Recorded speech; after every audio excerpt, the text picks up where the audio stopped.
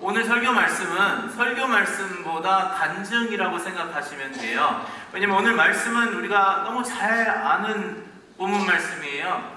무엇을 먹고 무엇을 마시고 뭘 입고 어디서 살고 이런 건 걱정하지 말아라. 하나님께서 그걸 벌써 다 알고 계시고 다 채워주실 거니까. 그리고 만약에 그런 걸 우리가 가지려고 애를 쓰고 노력하면 이거는 안 믿는 사람들이 하는 것이지 믿는 사람들은 이러면 안 된다. 하나님께서 다 해주실 것이고, 또 특히 미래에 대해서 걱정하지 말아라. 하나님께서 다 알아서 하신다라는 그런 말씀이잖아요. 그런 말씀을 우리는 다 알고 있고 또 여러 번 생각을 하고, 또 어떤 분들은 이 말씀 때문에 하나님을 믿게 됐어요. 그런데 지금 오늘날 내 삶 안에서 내가 이렇게 매일매일 살아가면서 이 말씀을 어떻게 적용을 해야 되나, 그리고 이 말씀이 어떻게 과거에서부터 지금까지 사실이었을까, 이런 생각을 하는 시간이 됐으면 좋겠어요. 간증이라고 그랬죠. 그래서 제가 제 얘기 좀 약간 좀 할게요. 저는 한국에서 태어났어요. 1972년도 12월 그 추운 겨울날에 72년도 아직도 막 지금 계산하고 계세요. 42살이에요. 42살.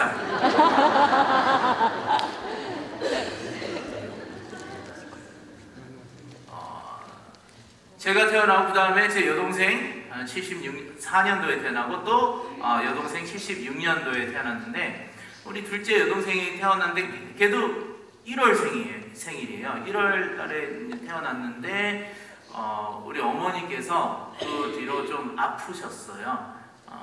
춥고 겨울이고, 또 우리가 교회에서 살았거든요. 저희 아버지 목사님이신데 교회 사택이라고 할 수는 없고 그냥 그 교회 안에서 그냥 살았어요. 근데 화장실은 저 마당 건너편에 있는 화장실이었어요. 그래서 아마 그 약한 상태에서 또 춥고 이런 여러 가지 이유 때문에 아프셨는데 가난한 목사 가정이잖아요. 그래서 병원은 못 가고 그냥 좋아지겠지, 나아지겠지, 기도로 이걸 이겨내야지 라고 하셨는데 1년 동안 어머니께서 고생을 하시다가 결국 돌아가셨어요. 돌아가시고 근데 저는 몰랐어요. 저는 그때 4살이었거든요. 그런데 몰랐던 이유가 저에게는 엄마가 아프셔서 미국 가셔서 치료받고 계신다는 그런 얘기를 하셨어요. 그래서 기다리고 있었죠. 계속 기다리는데 계속 안 돌아오세요. 근데 어느 날 엄마가 돌아오셨어요. 엄마 오셨다. 와. 그런데 엄마가 아니고 우리 어머니께서 아프셨을 때 1년 동안 간호해 주셨던 우리 어머니 친구분이셨어요. 근데 우리 어머니께서 돌아가시기 전에 그 친구한테 내가 죽으면 우리 아이들을 맡긴다라고 이렇게 하셨고, 그분이 또 우리를 1년 동안 보셨잖아요.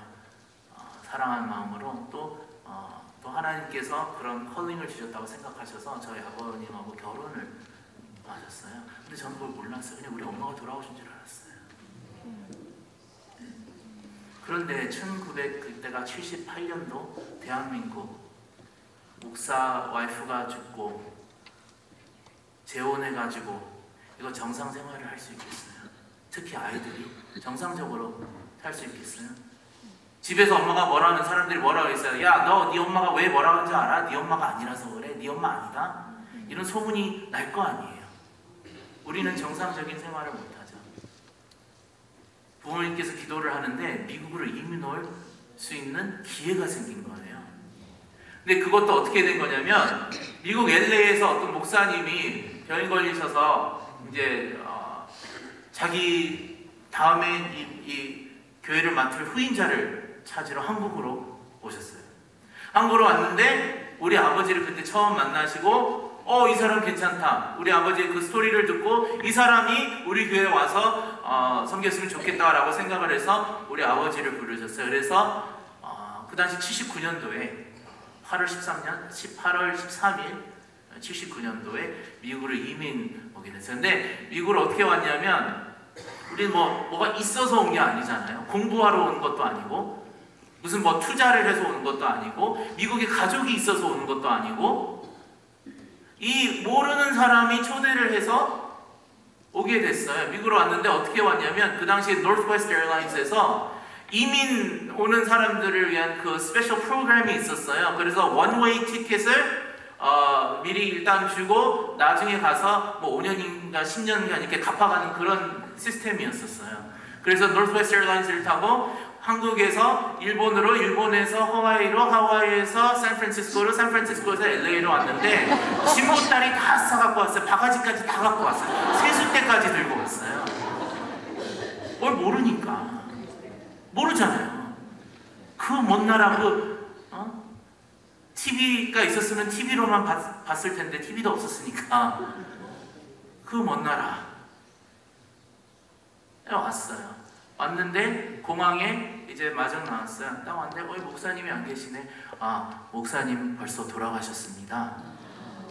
그리고 그 자리는 벌써 다른 사람이 맡았습니다.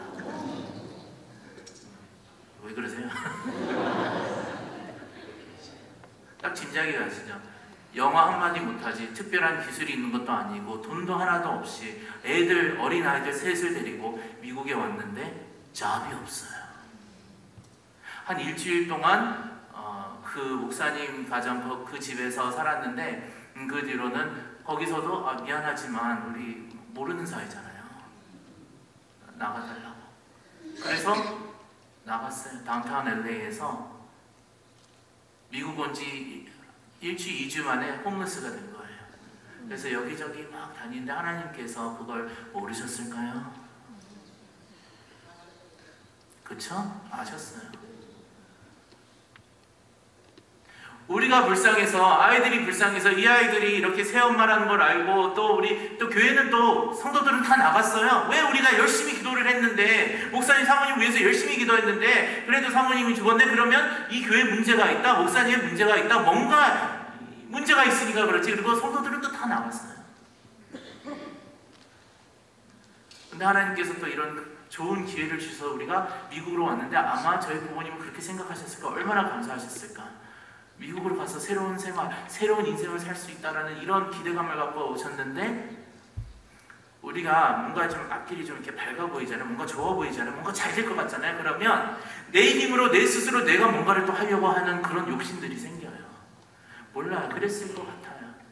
그래서 하나님께서 우리 부모님에게 네 힘으로 하는 건 아니다라는 걸 보여주시기 위해서 maybe 그 목사 자리가 없어진 거예요. 그때 그렇게 홈리스로 다니는데 어떤 조그마한 건물이 있어요. 아파트 같은 건데 거기에 이제 관리하는 아저씨가 한국 분이셨어요. 그래서 우리가 왔다 갔다 하는 걸 보시면서 나와서 당신 뭐 하는 거냐 이 스토리를 얘기를 해주니까 우리 지금 이 아파트에 빈 방이 있는데 딱 일주일 동안 빈대요. 여기 와서 있으라고 일주일 동안. 그 대신 이 사람은 뭐 관리하는 사람이니까 그 대신 전기나 물이나 뭐 가스나 이런 걸 못 쓴다. 그래서 우리는 감사하게 거기서 일주일 동안 살았어요. 근데 일주일 지나고 어떻게 다시 나왔죠. 그 다운타운 LA 좀 가난한 지역이었어요. 거기서 또 다시 왔다 갔다 하고 있는데 하나님께서 모르셨을까요? 다들 아시죠. 하나님께서 아시죠. 그래서 하나님께서 또 복을 내려주셔서 어떤 멕시코에서 이민 온 가정이 있었는데 그 멕시칸 아저씨가 딱 우리를 보고 뭐 하는 거냐. 그때는 어떻게 대화를 했는지 모르겠어요. 저희 아버지하고 스페니쉬로 했는지 영어로 했는지 그분이 한국말을 아셨든지 하여튼 어떻게 해가지고 우리 집 뒷마당에 창고 같은 게 있는데 그걸 내가 치워낼게. 거기서 머무르라고 그랬어요. 그래서 우린 감사하게 거기서 살았어요. 1년 동안 그 안에서 살았어요. 미국에서 LA에서 영어 못하지 갖고 있는 거 아무것도 없지, 친구 없지, 가족 없지, 어떻게 살아요? 일을 해야 될 거 아니에요. 차가 없는데 어떻게 일을 해요? 어떻게 직장을 다녀요? 근데 어느 날 우리 집에 똑똑똑 누가 문을 두드려서 깜짝 놀랐어요. 왜냐면 우리가 뒤에 여기에 있는지 아무도 모르잖아요. 우리 아는 사람들도 없고. 누가 딱딱딱 똑똑똑 해가지고 문을 열었는데 목사님이시죠? 네, 나오세요. 왜요? 운전 가르쳐 드릴게요. 누구세요? 그건 알 필요 없어요. 우리 엄마. 안 돼! 누군 줄 알고 어떻게 믿어요? 안 된다고 안 된다고. 우리 아버지는 그래도 내가 운전을 배워야지 뭔가 할 수 있지. 애들을 먹여 살려야 되는데 가야 되겠다고 안 된다고 싸우다가 결국 우리 가족이 다 나왔어요. 다 나와서 그 차 타고 같이 운전 배웠어요.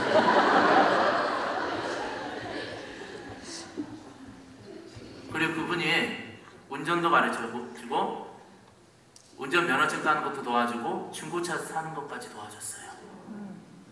플리메스 와겐, 스테이션 와겐.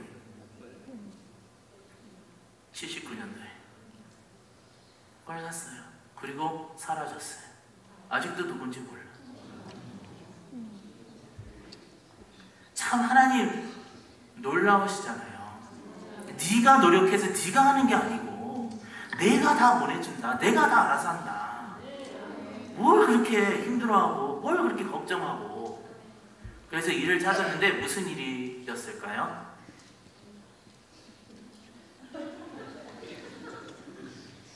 밤 청소였어요. 이거 안 웃긴데 힘들었어요. 밤 청소를 하는데 car dealership에서 했어요. 자동차 판매하는 그런 car dealership에서 했는데 거기는 밤 늦게까지 문을 열잖아요. 그래서 그때 다들 끝나고 퇴근하고 그때서야 우리가 갈 수 있어요. 근데 어린아이들 6살, 4살, 2살 집에 놀 수는 없잖아요. 그래서 그 스테이션 와겐 뒤에다가 그 커튼을 달아놓고 애플 주스 캔하고 트윈키스 빵하고 거기다 넣으면 우리는 거기서 그러니까 밤에 우린 자다가 깨어나서 일어나서 차 타고 거기까지 가서 또 자고 부모님은 청소하시고 그랬어요. 15분, 20분마다 나오셔서 애들 잘 있나 확인하시면서 이렇게 힘든. 그리고 끝나면 한 새벽 2, 3시 이때쯤에 집에 돌아오고 이렇게 하셨어요. 근데 얼마나 힘드셨겠어요. 애들이 얼마나 불쌍했겠어요. 우리는 모르죠. 우리는 그냥 사과 주스다, 트윈키스 맛있다. 부모님은 얼마나 힘드셨겠어요. 그 마음. 그렇죠? 어느 날 이런 날이 있었어요. 우리가 너무 때를 쓰는 거야. 그 저녁에 가야 되는데 또 가야 싫다 막 이랬나 봐요. 난리도 아니었나 봐요. 그래서 그러다가 또 잠들고 그래서 부모님께서 그냥 포기하시고 그래 그럼 너희들 그냥 여기서 그냥 잘 자고 있어. 갔다 오겠다고 그냥 가셨어요. 빨리 하고 오셨는데 하필 그날 LA에 비도 안 오는데 그날 비가 왔어요. 비가 왔는데 부모님께서 집에 와서 딱 문을 열고 보니까 지붕에 구멍이 있네. 물이 새고 아이들은 바닥에서 물이 젖힌 그 바닥에서 자고 있었어요. 저는 제 동생들이 오줌 싼 줄 알았어요. 몇 번 그래 봤으니까 애들이. 근데 그게 아니고 근데 부모님께서 그걸 봤을 때 얼마나 가슴 아팠겠어요. 맨날 싸우셨어요. 그 어마어마한 프레셔, 그 때문에, 그 스트레스 때문에 얼마나 싸우셨겠어요, 또. 저 진짜 그때 다 기억나요, 다 기억. 운전을 하는데, 저기, 나가야 되는데, 길 이제 프리웨이에서 내려야 되는데, 가도 돼, 우리 엄마, 될 것 같은데, 가도 돼. 그래가지고 그냥 불법을 이렇게 쭉 내려갔는데, 바로 경찰한테 걸렸잖아요. 경찰에 걸렸는데 이거 티켓을 이제 줘야 되고 막 이러는데 우리 아버지는 그때 밖에 나가서 가스스테이션 앞에서 주저앉아서 신발 바닥 치면서 막 이러셨어요. 특히 이 돈을 어떻게 내요? 뭐 어떻게 해야 되는지도 모르고.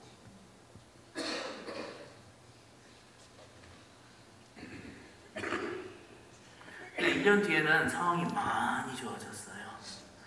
그 밤청소, 거기 사는 밤청소는 그만두고 은행에서 청소하게 됐어요. 얼마나 깨끗하고 좋아요. 비교적 은행은. 그리고 우리 어머님께서는 그 히타치 공장에서 TV 공장에서 이거 그 어셈블리 하는 그런 일을 찾으셨고요. 그래서 제 입장에서 어린 아이에서 이제 초등학교 1학년이에요. 국민학교 1학년 아이 입장에서는 일했어요. 아침에 일어나서 밥 먹고 학교 갔어요. 학교 갔다 집에 들어오면 한 2시 반, 3시쯤 됐는데 그때 간식 같은 거 조금 먹고 우리 엄마 저녁 식사를 챙겼어요. 그냥 밥에다가 김치 이렇게 통에다 넣고 갖고 간 거죠. 그러면 히타치로 가가지고 우리 어머니 픽업해서 바로 거기서 노스 할리우드 한 2시간 정도 그때 퇴근 시간이라서 2시간 정도 걸리는데 그 차 타고 거기까지 갔어요. 가서 은행에서 일하는 사람들 인플루언서 다 집에 갔나 안 갔나 살펴보고 나서 다 갔다 싶으면 다들 내려서 가족끼리 은행으로 들어가서 청소하기 시작했어요. 저는 물론 처음부터 청소는 안 했죠. 저는 타이핑 연습했어요. 그 타자, IBM 타자기, 그 전자 타자기 있잖아요. 탁탁탁탁탁 소리 나는 그걸 연습했었어요. 근데 지루하잖아요. 재미없잖아요. 엄마 나도 뭐 좀 하고 싶은데. 그래서 그래 그럼 너 이제 재떨이 지워라. 그 당시에는 안에서 그 담배를 피울 수 있으니까 재떨이가 많고 이거 다 비워서 이 물걸레를 이렇게 한번 싹싹 하면 금방 잘 닦여요. 이렇게 닦고 쓰레기 비우고, 우리 아버지는 그 화장실 청소하고, 노스홀리우드에서 9층짜리 은행 건물이었어요. 우리 아버지는 그 화장실 다 청소하고, 그 다음에 그거 끝나면 다운타운 LA로 가서 2층짜리 뱅크 오브 아메리카 있었는데 거기 청소하고, 또 1층짜리 뱅크 오브 아메리카 있었는데 거기 청소하고, 집에 들어오면 한 11시 정도 됐었어요. 매일마다 그랬어요. 9년 동안. 제가 초등학교 1학년 때부터 고등학교 2학년, 11학년 때까지 그랬어요.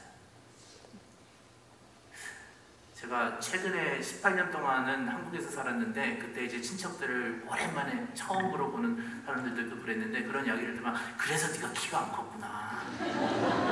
네 아버지는 키 크고 잘생기셨는데. 그렇게 어렸을 때부터 일을 하고 잠도 못 자고 얼마나 힘들었을까. 근데요, 저는 힘들었다는 그런 기억은 하나도 없어요. 하나님께서, 저희 부모님은 많이 힘드셨죠. 근데 하나님께서 저희를 보호해 주신 것 같아요. 우리는 몰랐어요. 우리는 차 타고 2시간 동안 가면서 뭘 했는지 알아요? 찬양했어. 노래 불렀어요. 화음 넣으면서. 요즘 아이들 너무 불쌍한 거 있죠? 부모님하고 보내는 시간이 거의 하나도 없어요. 근데 우리는 9년 동안 매일마다, 주말만 빼고 매일마다 그 차를 타고 2시간 올라가고 1시간 다시 내려올 때 찬양하고 노래 부르고 이랬어요. 하나님께서 다 아시고 하나님께서 다 책임지셔줘요.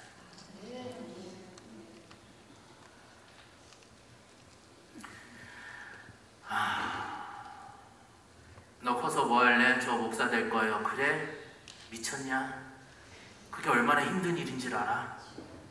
왜냐면 우리 아버지께서는 다 경험해 보셨거든요. 뭔가 좀 잘 될 것 같으면, 그래서 어떤 이민교회에 가서 부목사로 섬기시다가 유년부 주일학교를 하셨는데 애들이 300명으로 늘었어요.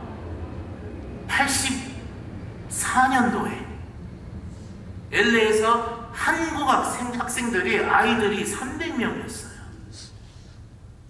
한국 애들만 왔나? 외국 애들도 왔죠. 미국 애들도 왔죠. 다 100% 한국말로 하는데 뭔가 좀 잘 될 것 같으니까 또 누가 뭔가 뭐라 해가지고 교회에서 잘리고, 안 되겠다, 개척을 해야 되겠다.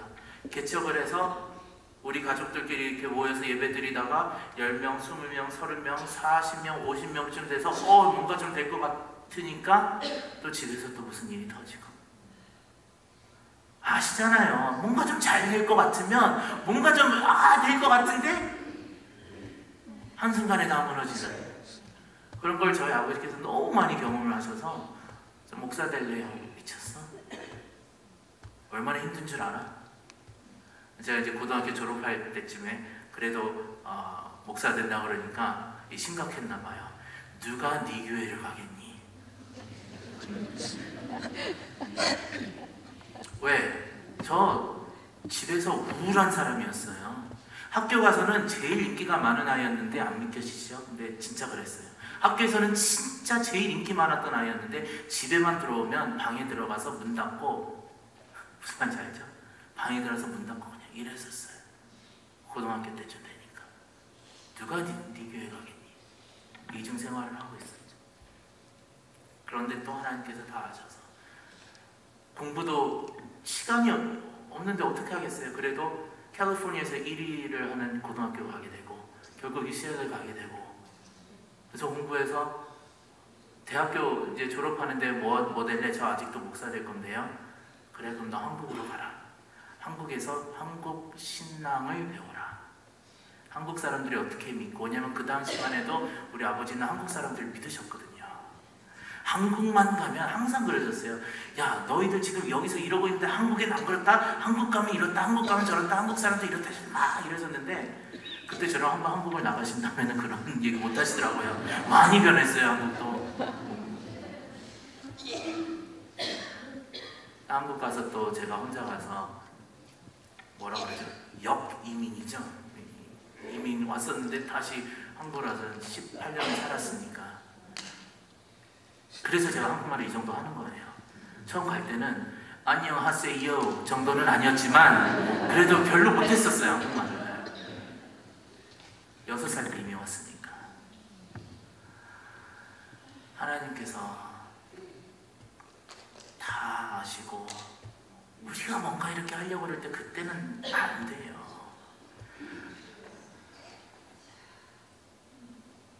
한국에서 저 솔직히 좀 약간 좀 많이 편하게 살았어요. 한 처음 5년 동안은 정말 힘들었어요. 말도 못하지, 사람들이 무시하지, 돈도 없지. 미국에서 왔다고 하는 사람들이 막 무슨 뭐 키 크고 멋있는 사람을 기대를 하는데 이렇게 생겼지. 정말 힘들었어요. 그런데 또 저도 나름대로 하나님의 의와 하나님의 나라를 구하면서 나름대로 열심히 그렇게 했어요. 완벽하기는 못했죠. 누가 완벽하게 해요. 그래도 노력은 했는데 하나님께서 그걸 아시고 최근 13년간은 대형교회에서 정말 인정받으면서 편안하게 경제적인 문제 하나도 없이 그렇게 살았는데, 그렇게 되니까 어떻게 돼요, 사람이? 내가 좀 뭔가 좀 잘났네, 내가 뭔가 할 수 있네. 하나님의 타이밍은 제가 다시 미국으로 돌아올 타이밍이었나 봐요. 그런데 우리 부모님께서 계시는 그 LA로 가는 게 아니고 이 타코마로 올라왔어요. 왜 이쪽으로 보내셨을까? 솔직히 한국에 있었을 때 타코마라는 데 들어보신 적 없죠? 아무도. 지금도 전화하면 여기 시애틀이야 그러시죠?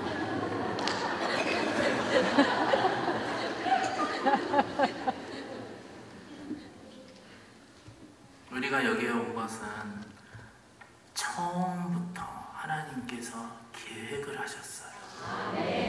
처음부터 하나님께서 뜻이 있어서 우리가 이곳으로 오게 된 거예요. 아니, 그걸 믿어야죠. 여태까지 하나님께서 우리를 이렇게 인도해 주셨는데 우리를 그냥 내버려 두셨겠어요? 그래, 너 그냥 타코마 가서 그냥 알아서 해봐라. 이건 아니잖아요. 그래서 우리는 어떻게 반응을 하냐? 믿음으로 반응을 해야 돼요.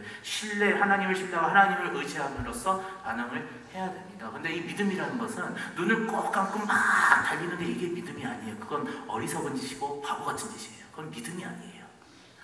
믿음은 눈을 크게 뜨고 앞길이 잘 안 보이더라도 달려가는 거예요. 왜? 여태까지 봐왔던 게 있으니까. 여태까지 하나님께서 시켜주시고 공급해주시고 하나님께서 저에게 기쁨을 주시고, 지금 많이 힘들죠. 애들이 말 안 듣지, 공부 안 하지. 우리 애는 좀 공부하는 편이에요. 6살이거든요.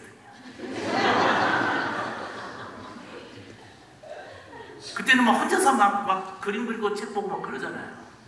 저도 6살에 이민 왔는데 우리 딸도 6살에 이민 왔네요. 하나님께서 뜻이 있으세요.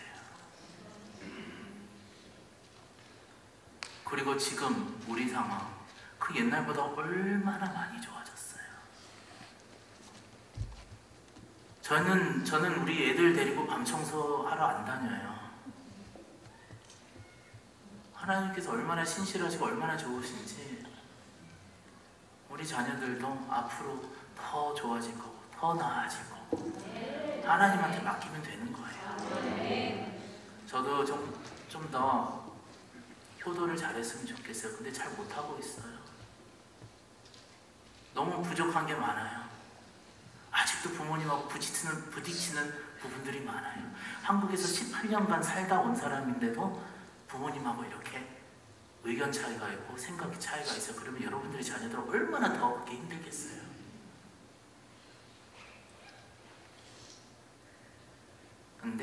언젠간 다 하나님의 타이밍에 맞춰서 다 잘 될 거라는 걸 믿으시고 이번 주간 정말 감사하는 마음으로 다시 한번 하나님을 믿고 달리겠다라는 그런 마음으로 한 주간을 같이 살았으면 좋겠습니다.